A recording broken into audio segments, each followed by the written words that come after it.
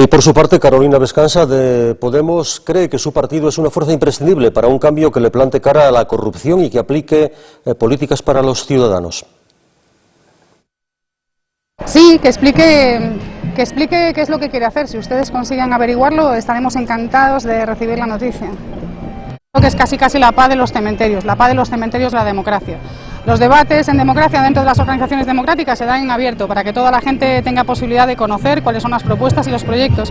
Y eso es lo que hacemos en Podemos, pero eso no es una guerra, eso se llama democracia.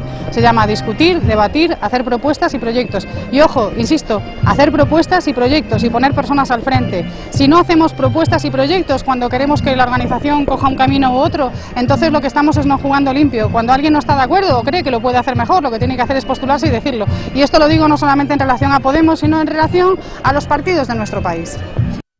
Asturias es un lugar en donde Podemos es particularmente imprescindible. Podemos es imprescindible para plantear en nuestro país la alternativa en términos de modelo económico, de lucha contra la corrupción y de reivindicación o de devolución de la soberanía como país. Pero en lugares como Asturias, en donde la confusión de las siglas y las identidades ha sido tan intensa, en donde el Partido Socialista ha gobernado prácticamente todo el periodo democrático, en donde se ha perdido tanto el norte sobre cuáles son los valores de defensa de la gente, es imprescindible un proyecto como Podemos. Yo creo que hay lugares en España en donde los niveles de dolor social, la migración, la incapacidad para crear un futuro para nuestros hijos, hace que un proyecto como Podemos sea más importante y creo que Asturias es uno de ellos.